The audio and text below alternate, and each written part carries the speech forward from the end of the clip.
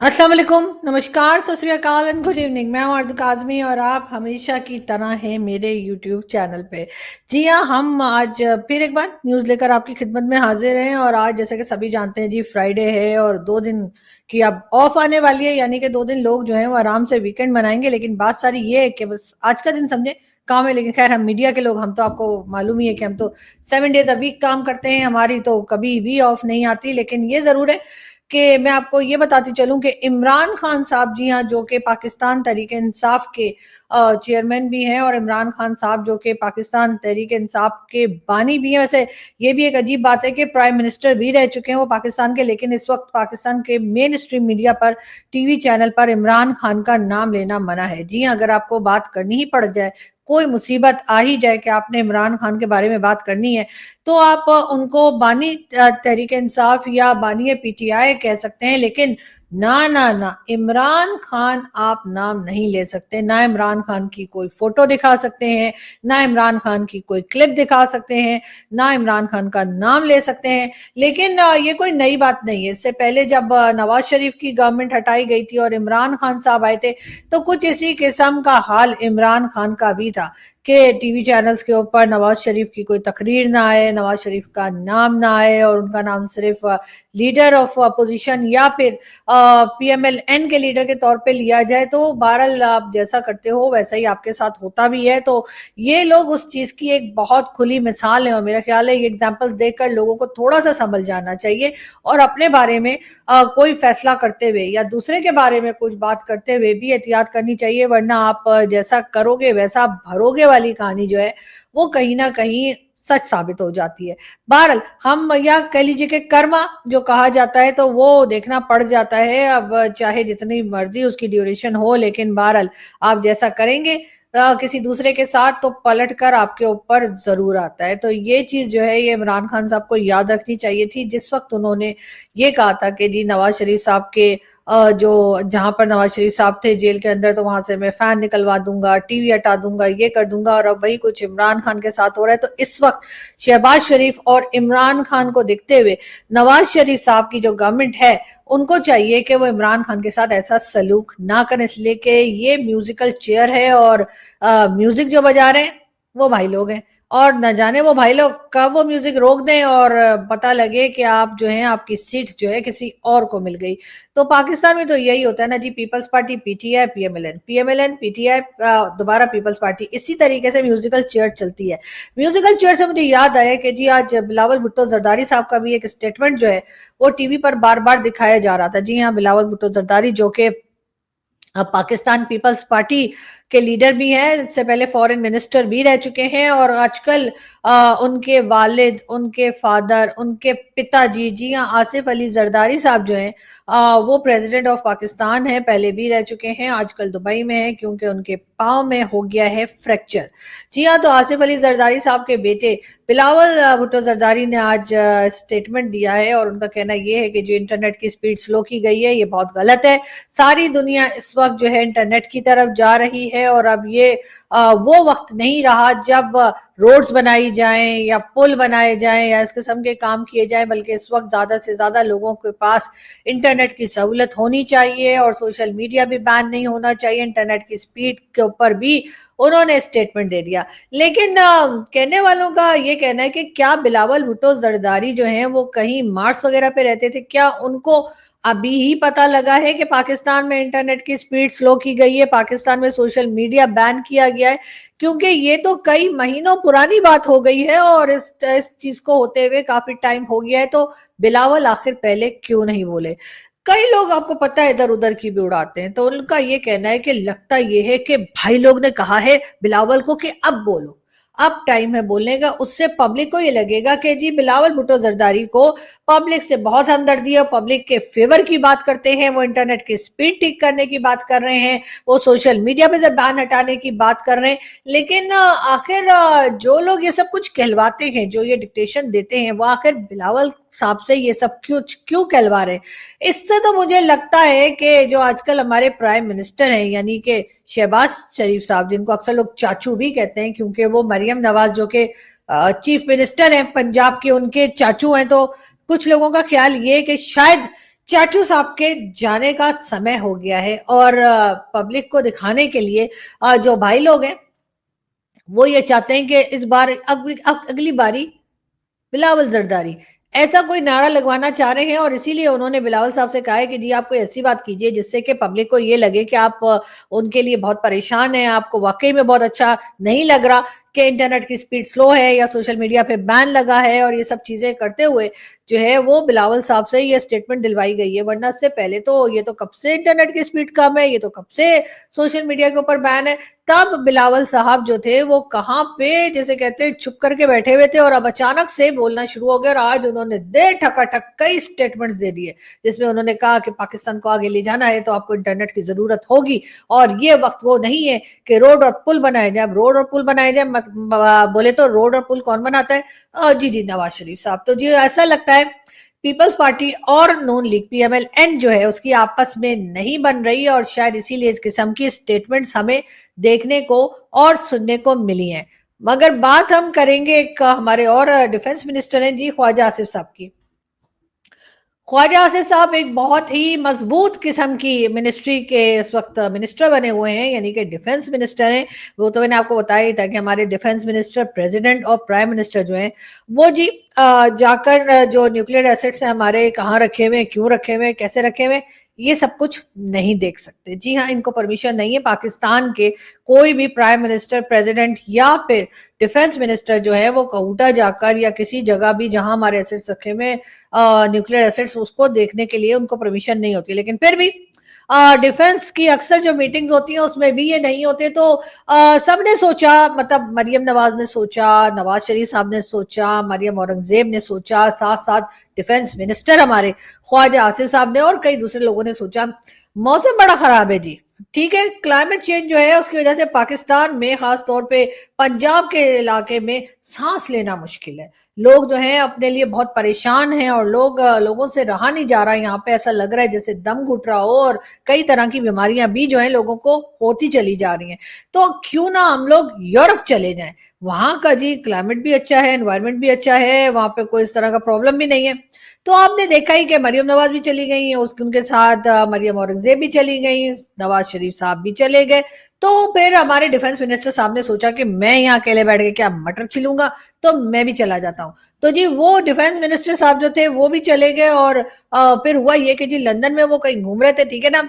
London की बसों में इधर से उधर, आपको पता है लंदन की बसें कितनी अच्छी होती हैं, हमारे की बसों की तरह थोड़ी कि बंदा अंदर जाए और उसके बाद भूत बना हुआ बाहर निकले। तो जी लंदन की जो बसें हैं उसके अंदर वो घूम रहे थे और वहां पर उनको टक्कर गए पीटीआई के सपोर्टर, यानी कि इमरान खान के सपोर्टर, और उन्होंने हमारे डिफेंस मिनिस्टर की ऐसी तैसी करके रख दी। जी हाँ बिल्कुल। और उन्होंने कहा कि जी उनको भर भर के उन्होंने बुरा भला सुनाया पहले तो मिनिस्टर साहब को, उसके बाद उन्होंने कोई चाकू वाकू भी उनको दिखा के डराने की कोशिश की और कहा कि जी इसको चाकू मारेंगे कि क्या करेंगे। लेकिन बहरहाल वो साहब भाग गए। लेकिन ये कोई पहला वाकया नहीं है और ये कोई आखिरी भी नहीं है कि ये इंसिडेंट कोई आखिरी हो। हमारे यहाँ से तो जब कोई जाता है, इससे पहले जी हमारे पहले जो चीफ जस्टिस थे जस्टिस काजी फायज ईसा, वो भी इंग्लैंड गए थे, उनकी गाड़ी के ऊपर भी अटैक हो गया था। फिर पाकिस्तान ने शिकायत की इंग्लैंड को कि देखो जी ऐसा हो गया ऐसा हो गया। उसके बाद जी अब हमारे डिफेंस मिनिस्टर गए, उनके ऊपर इस तरह से लोगों ने अटैक कर दिया। नवाज शरीफ साहब जब स्विट्जरलैंड उतरे थे अपनी बेटी के साथ और बाकी के स्टाफ के साथ, तो वहां पर भी पाकिस्तानियों ने ओए ओए ओए करके उनके ऊपर खूब नारे लगाए थे। और वैसे इन लोगों को आदत है, ठीक है ना, इन लोगों को सालों से आदत है, इसलिए कि इमरान खान की पार्टी या इमरान खान के सपोर्टर जो है या वो लोग भी, इसमें कुछ ऐसे लोग भी होंगे जिनको वाकई में ऐसा लग रहा होगा कि पाकिस्तान में जो है कुछ भी ठीक नहीं हो रहा और उसके जिम्मेदार पूरी तरह से यही लोग हैं। तो इनके ऊपर जी आवाजें भी लगाई जाती हैं और इनको जो है बुरा भला भी कहा जाता है। तो यही कुछ हुआ हमारे डिफेंस मिनिस्टर साहब को। अब पाकिस्तान में तो आपको पता है ना, आम पब्लिक जो है उसकी तो बिल्कुल मजाल नहीं है कि कुछ कह सके, इसलिए कि आम पब्लिक में जाता ही नहीं है। ये निकलते हैं अपने घर से, अपनी बड़ी बड़ी गाड़ियों में बैठते हैं, आगे पीछे इनके सिक्योरिटी वाले होते हैं जी, दो दो चार चार गाड़ियां इनकी गाड़ी के आगे पीछे चल रही होती है, बाइक्स चल रही होती है, पूरे में रूट लगा दिया गया होता है कि जी ये अपने ऑफिस जा रहे हैं। और जब ये वापस आते हैं तब भी ऐसा ही होता है, इनके लिए दरवाजा खोलने के लिए एक आदमी रखा होता है, गाड़ी चलाने के लिए एक रखा होता है, कुकिंग के लिए कोई रखा होता है, सब इनके नखरे उठा रहे होते हैं। लेकिन ये पहुंच गए यूरोप। अब यूरोप में तो कोई मतलब इस तरह का कोई सीन है नहीं, उनके तो अपने जो प्राइम मिनिस्टर्स होते हैं, अपने जो मिनिस्टर्स होते हैं, वो तो उनको इतनी रिस्पेक्ट नहीं देते। उनके जो प्राइम मिनिस्टर, अक्सर तो इमरान खान साहब कहते थे ना, जी जब मैं प्राइम मिनिस्टर बन जाऊंगा तो पता नहीं कहाँ के, स्पेन के पोलैंड के कहाँ के प्राइम मिनिस्टर की तरह कहते थे, मैं साइकिल पे जाया करूंगा ऑफिस। ये और बात है, जब इमरान खान प्राइम मिनिस्टर बने तो इमरान खान ने हेलीकॉप्टर से पांव नीचे रखा ही नहीं, और न जाने वो साइकिल कहाँ गई। तो आपको मैं ये बता रही थी कि वो लोग तो अपने, यानी यूरोपियन जो है, वो तो अपने यहाँ के जो प्राइम मिनिस्टर्स वगैरह होते हैं उनके नखरे नहीं उठाते, तो हमारे वालों के क्या खाक उठाने। इसी वजह से ख्वाजा आसिफ साहब भी जो थे वो ख्वार हो रहे थे बस के अंदर, और वहां उन्हें टकर गए पाकिस्तानी। और कोई जरूरी नहीं कि वो इमरान खान के सपोर्टर हो सकता है कि वो कोई पाकिस्तान के खैर ख्वाह हो, और उनको यही लग रहा हो कि पब्लिक यहाँ पर जो है वो खज्जल ख्वार हो रही है। आप कभी पेट्रोल की प्राइस बढ़ा रहे हैं, तो कभी चीजों की प्राइस बढ़ रही है, तो कभी क्लाइमेट चेंज की वजह से लोगों को सांस नहीं लिया जा रहा है। और ये सब लोग जो है ये इंग्लैंड में और कभी यूरोपियन किसी कंट्री में घूम फिर रहे हैं, शॉपिंग कर रहे हैं, ये बड़े बड़े थैले उठा के। तो इसलिए जी उन साहब ने जो है वो हमारे डिफेंस मिनिस्टर जो है उनको सुना दी दो चार, और उसके बाद धमकी भी दे दी, चाकू वाकू की भी धमकी दे दी। लेकिन खैर शुक्र की बात ये कि सिर्फ जबानी जबानी थी, मतलब ये कि टच करने का नहीं, गाली देनी है तो दे सकते हो, ये वाली पॉलिसी हमारे मिनिस्टर्स की चलती है। ये वैसे ये डायलॉग मैंने फिल्म शान में से उठाया, आप देखिएगा जरूर, बच्चन साहब की मूवी। तो खैर, तो वो हुआ ये कि मेरे ख्याल है ख्वाजा आसिफ साहब ने भी यही कहा होगा कि देखो जी, टच करने का नहीं, यहाँ गाली देनी है तो दे सकते हो। तो फिर वो साहब जो भी थे पाकिस्तानी थे, उन्होंने भर भर के, बाल्टी भर भर के गालियां निकाली, और बहरहाल वो चले गया। अब वो वीडियो जी काफी वायरल है सोशल मीडिया के ऊपर, अगर आप लोगों ने देखनी हो तो आप लोग देख लीजिए। लेकिन बहरहाल हम बात सारी ये कि हम अपने मिनिस्टर्स की इज्जत बहुत करते हैं। अब पाकिस्तान के अंदर तो करनी पड़ती है, बाहर जाकर अगर लोग नहीं करते तो उसमें हम क्या कर सकते हैं। खैर, हमारा काम है खबर देना, तो हमने खबर दे दी। खैर, आगे बढ़ते हैं और हम आपको बताएं कि जी शेख रशीद साहब काफी दिनों से दिखाई नहीं दे रहे।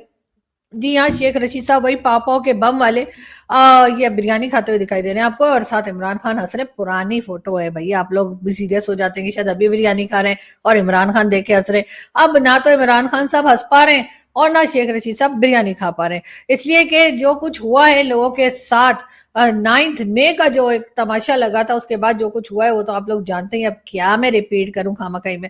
लेकिन हाँ, ये जरूर है कि शेख साहब बहुत दिनों से दिखाई नहीं दिए, मगर कहा यह जा रहा है कि इमरान खान साहब की पार्टी जो है इसी मंथ जो है, यानी नवंबर की एंड में प्रोटेस्ट करेंगे। और साथ साथ जो उनके चीफ मिनिस्टर के हैं अली अमीन गंडापुर साहब, उनका कहना यह है कि इस बार जो प्रोटेस्ट शुरू होगा वो इमरान खान को बाहर आने तक हम जो है वो छोड़ेंगे नहीं, मतलब उठेंगे नहीं। जहां बैठ जाएंगे तो बैठ जाएंगे, फिर उनको उठाने वाला जो है वो कोई नहीं होगा। ये कहना है इमरान खान के चीफ मिनिस्टर के अली अमीन गंडापुर साहब ने। साथ साथ हम बात करेंगे जरा मुकेश अंबानी साहब की। जी हाँ, मुकेश अंबानी साहब को कौन नहीं जानता, बहुत बिजनेस कम्युनिटी में बहुत नाम है उनका, और पाकिस्तान में भी बहुत अच्छे से पहचाने जाते हैं। तो जी उनका नाम जो है वो अब आ गया है ऐसे लोगों में, यानी कि 100 बिजनेस कम्युनिटी के लोग, पूरी दुनिया से टॉप 100 बिजनेस कम्युनिटी के लोग जो सेलेक्ट किए गए हैं इस साल के लिए, मतलब जो 2024 चल रहा है उसके लिए जी इनको इनको भी सिलेक्ट किया गया उस लिस्ट में। ऑब्वियसली इन्होंने तो आना ही था। इनका नंबर है 12th। जी हाँ, बिल्कुल ऐसे इनका नंबर 12th है। और जो 100 ऐसे लोग हैं जो कि बिजनेस करते हैं, बिजनेस कम्युनिटी से हैं और बहुत पावरफुल हैं और बहुत ज्यादा इन्फ्लुएंस है जिनका लोगों के ऊपर, उसमें जी भारत के मुकेश अंबानी साहब का भी नाम है। और डेफिनेटली भारत के लिए एक बहुत इम्पॉर्टेंट न्यूज होगी, बहुत अच्छी न्यूज होगी। वैसे तो वहां पर ये सिर्फ मुकेश अंबानी साहब ही नहीं है, इनके अलावा गौतम अडानी और कई दूसरे नाम भी जो है, जो पाकिस्तान में भी पहचाने जाते हैं, वो लोग भी मौजूद हैं। अब पाकिस्तान में भी बिजनेस कम्युनिटी तो है, ऐसा नहीं है कि पाकिस्तान में कोई बिजनेस ही नहीं करता है और सबके सब जो है वो 9 to 5 जॉब करते हैं। लेकिन ज्यादातर लोग जो हैं वो उनकी इनकम होती है, चाहे उनका बिजनेस होता है, वो पाकिस्तान से बाहर करते हैं। इस वजह से पाकिस्तान को कोई खास फायदा जो है वो नहीं मिलता, और इसीलिए पाकिस्तान की इकोनॉमी की हालत खराब से खराब होती जा रही है। अब मैं बार बार जब कहती हूँ कि पाकिस्तान को भारत से कुछ सीख लेना चाहिए, तो हमारे कई लोग जो है उन्हें बहुत बुरा लग जाता है कि अरे हम क्यों सीखे, हम तो सीखे सिखाए आए हैं, पढ़े पढ़ाए आए हैं। मगर खैर देखते हैं कि क्या होता है। तो जी कह दिया जाता है कि जी हम क्यों सीखे, हम तो सीखे सिखाए आए हैं, हम तो पढ़े पढ़ाए आए हैं, तो भला हम किस लिए जो है भारत से कुछ सीखे। मत सीखिए और अब देख लीजिए कि भारत आपको किस तरह से, आपको एक तरह से अपना प्रोटेस्ट रिकॉर्ड करवा रहा है कि पहले तो जैसे मैंने कहा कि क्रिकेट टीम ने आने से इनकार किया और अब उनकी कबड्डी टीम जो है वो भी नहीं आ रही, और इसी तरीके से अगर चलता रहा तो एक दिन मुझे लगता है कि भारत और पाकिस्तान के दरमियान जो थोड़ी बहुत आना जाना लगा हुआ है वो भी खत्म हो जाएगा और लोग जो है अपना सर पकड़कर बैठे होंगे। लेकिन बहरहाल हम लोग क्योंकि अपनी हिस्ट्री से सीखते नहीं है, और यही वजह है कि हमें लगता है कि हम सही हैं और बाकी सब गलत हैं। हमारी इकोनॉमी तो जी भारत ने खराब कर रखी है। हमारी इकोनॉमी वरना बहुत अच्छी चल रही थी। भारत ने हमारा नाम सब जगह खराब कर दिया है। इसी वजह से आईएमएफ वाले भी हमें पैसे तो दे देते हैं, मगर इतनी कंडीशन लगाते हैं कि उसके बाद हमें खुद समझ नहीं आती है कि हम करें तो क्या करें। ऐसी सूरत में क्या करना चाहिए? मेरा ख्याल है कि क्योंकि राहुल गांधी पाकिस्तान के बहुत हमदर्द हैं, क्योंकि राहुल गांधी जो है वो पाकिस्तान के हमदर्द समझे जाते हैं और पाकिस्तान में फेवरेट हैं। यानी कि अगर किसी से पूछा जाए कि जी आपको कौन से लीडर भारत के पसंद है, तो अक्सर लोग जो हैं वो राहुल गांधी का नाम लेंगे या उनकी पार्टी के किसी ना किसी, शशि थरूर साहब का या किसी का नाम लेंगे। इससे ज्यादातर लोग राहुल गांधी का ही नाम लेते हैं, इसलिए कि वो यहाँ पर खास तौर पर पहचाने जाते हैं।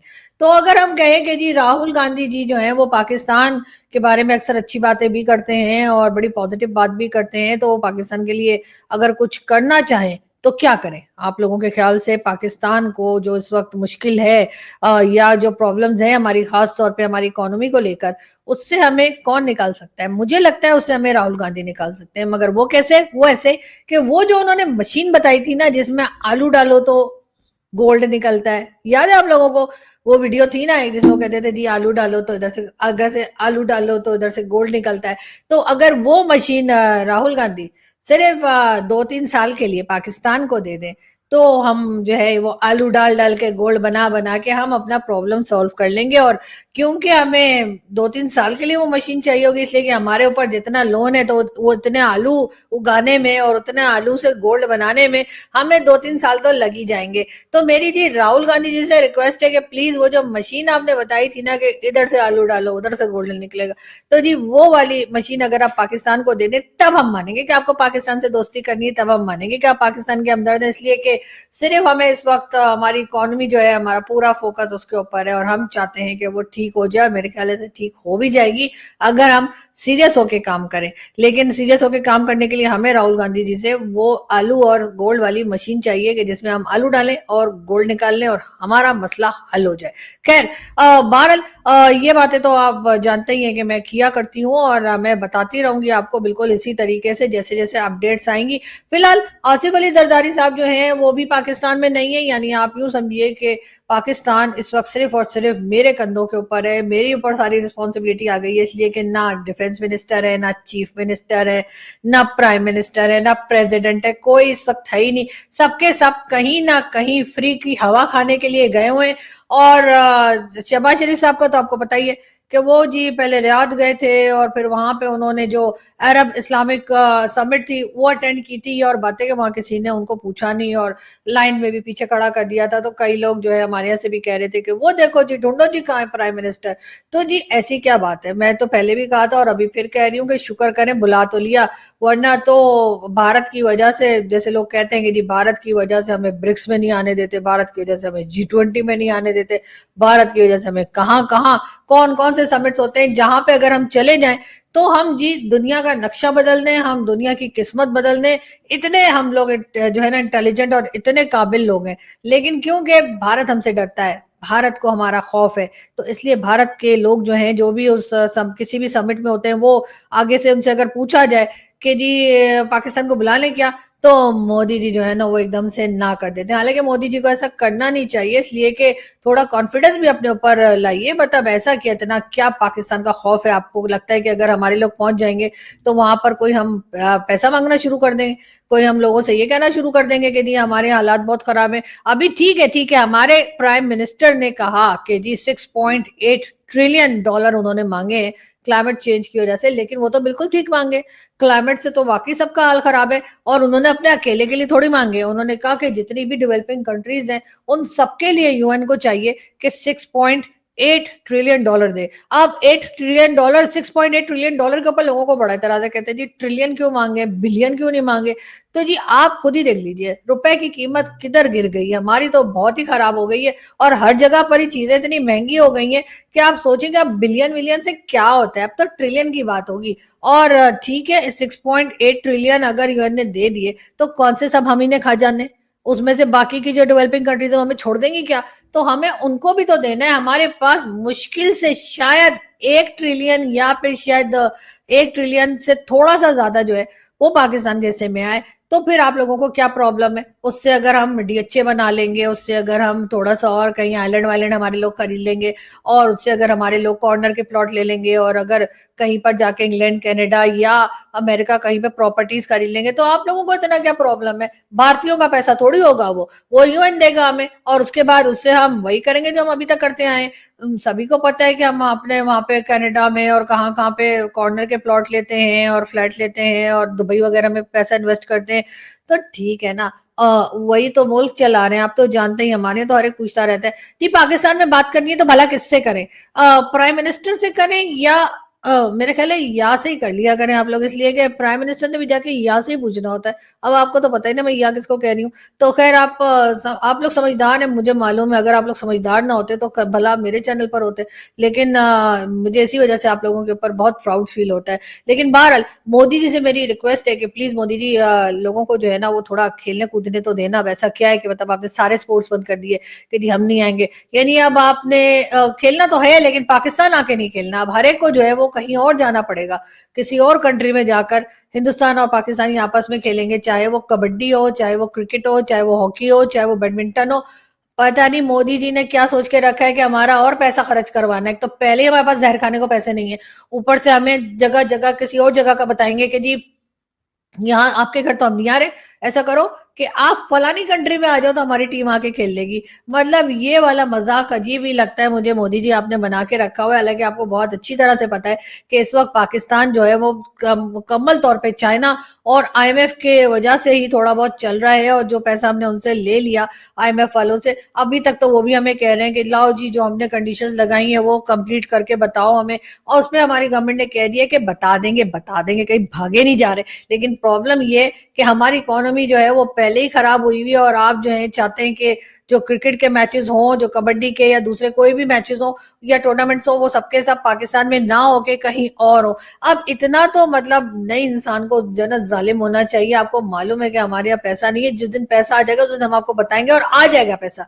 आप देखिएगा। हमें हमें बहुत तरीके आते हैं पैसे निकालने के, तो इसलिए आप फिक्र ना कीजिए। लेकिन हाँ, ये जो आपने अपने स्पोर्ट्स वालों को मना कर दिया ना मोदी जी, मुझे आपसे बिल्कुल ही उम्मीद नहीं थी। ये सारी बातें जी मैंने की प्राइम मिनिस्टर नरेंद्र मोदी से, मैंने फोन किया था उनको व्हाट्सएप पे, तो उन्होंने फिर मुझे जवाब में ये कहा जो मैं आपको अभी सुनवा देती हूँ। लोग रोना बंद कीजिए, मेरे तक आवाज आ रही है। आप लोग रोना बंद कीजिए, मेरे तक आवाज आ रही है। जी हाँ, रोना बंद कर देते हैं मोदी जी, लेकिन आप भी तो थोड़ा सा सोचिए ना, अपनी टीम्स को आने दीजिए। लेकिन खैर कोई बात नहीं, मैं यहाँ से चलती हूँ और आप लोगों से मुलाकात होगी नेक्स्ट वीडियो में। अपना बहुत सारा ख्याल रखिए, हंसते रहिए, मुस्कुराते रहिए, और हमारे चैनल को सब्सक्राइब करना ना भूलें। Thank you.